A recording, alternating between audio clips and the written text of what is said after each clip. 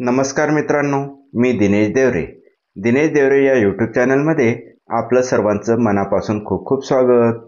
नवीन शैक्षणिक व्हिडिओमध्ये आज आपण इयत्ता 6वी विषय मराठी यामधील पाठ क्रमांक 15 बालसभा या पाठावर आधारित स्वाध्याय अगदी सोप्या भाषेमध्ये कसा सोडवावा याविषयी माहिती जाणून घेणार आहोत. चला तर मित्रांनो, सुरू करूया आजचा व्हिडिओ.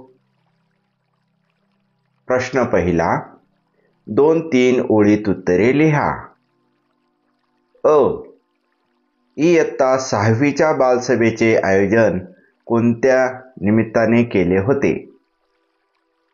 उत्तर, महात्मा ज्योतिराव फुले व डॉक्टर बाबासाहेब आंबेडकर यांच्या पुण्यतिथीच्या निमित्ताने इयत्ता 6वीच्या बालसभेचे आयोजन केले होते. आ. बालसभेमध्ये इयत्ता 6वीच्या वर्गातील कोणी कोणी सहभाग घेतला? उत्तर, बालसभेमध्ये इयत्ता 6वीच्या वर्गातील नीता, तन्वी, निलोफर या मुलींनी व कुणाल, चंदर या मुलांनी सहभाग घेतला. ई. बालसभेचे नियोजन करताना मुलांना कोणी कोणी मदत केली? उत्तर, बालसभेचे नियोजन करताना 6वीच्या वर्ग शिक्षिका बाई, शाळेचे रखवालदार मामा, सेविका मावशी तसेच मीनल, जॉन, प्रकाश, कुमुद, संपदा, प्रफुल्ल, चिनप्पा या सर्वांनी मदत केली. प्रश्न दुसरा, महात्मा फुले व डॉक्टर बाबासाहेब आंबेडकर यांच्या कार्याची माहिती 8-10 ओळीत लिहा. उत्तर, महात्मा फुले मुलींसाठी शाळा सुरू केली, सत्यशोधक समाजाची स्थापना केली, विधवा विवाहास प्रोत्साहन दिले, अनाथालये काढली, सर्वांनी शिकावे म्हणून ते जीवनभर झटले. डॉक्टर बाबासाहेब आंबेडकर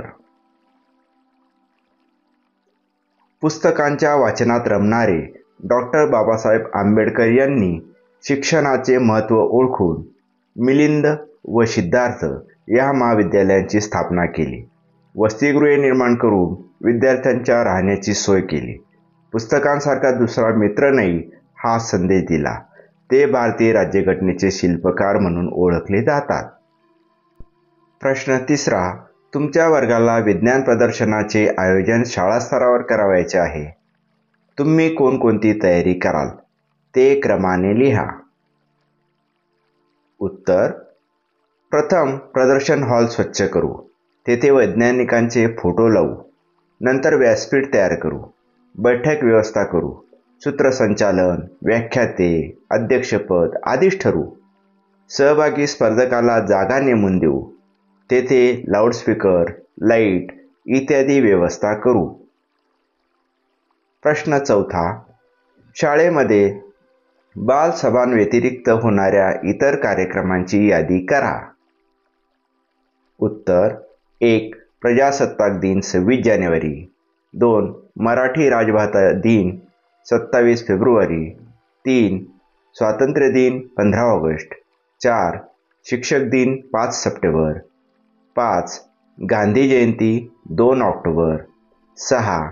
बालदिन 14 नोव्हेंबर. प्रश्न 5वा, बालसभा कोणकोणत्या विषयांवर घेतल्या जातात त्या विषयांची यादी करा. उत्तर, 1. शालेय परिसर स्वच्छता, 2. शाळेची शिस्त, 3. शालेय परिपाठ, 4. क्रीडांगणावरील खेळ, 5. महावाचन, 6. पर्यावरण, 7. स्नेहसंमेलन, 8. ग्रामस्वच्छता, 9. जलसाक्षरता, 10. वैयक्तिक स्वच्छता. प्रश्न 6वा, तुमच्या शाळेत पर्यावरण दिन साजरा करावयाचा आहे. खालील आकृतीत काही मुद्दे दिले आहेत, त्याबाबत तुम्ही काय विचार कराल ते लिहा. या ठिकाणी हा तक्ता दाखवला आहे. कोणती घोषवाक्ये बनवाल? 1. प्रदूषण टाळा, पर्यावरण वाचवा.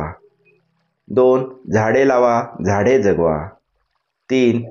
प्लॅस्टिक हटवा, जीवन वाचवा. कोणत्या समस्यांवर विचार कराल? 1. कचरा समस्या. 2. वायू प्रदूषण. 3. जल प्रदूषण. 4. ध्वनी प्रदूषण. 5. सांडपाणी.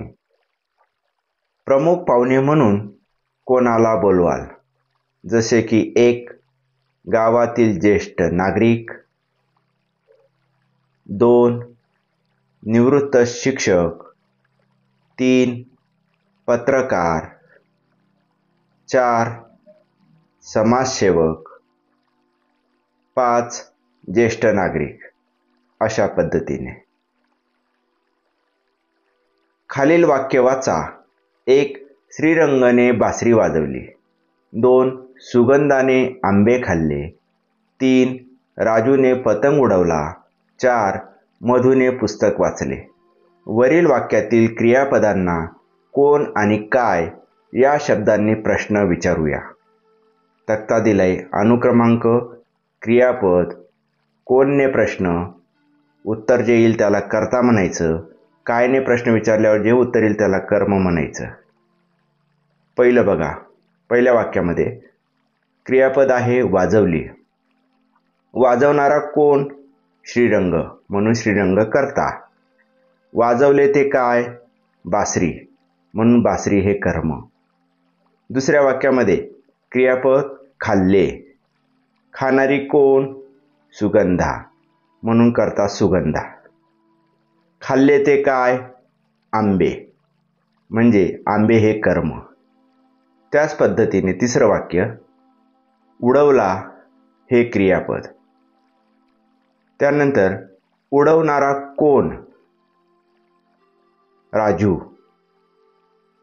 म्हणून या ठिकाणी उत्तर राजू आले, म्हणून कर्ता आला राजू.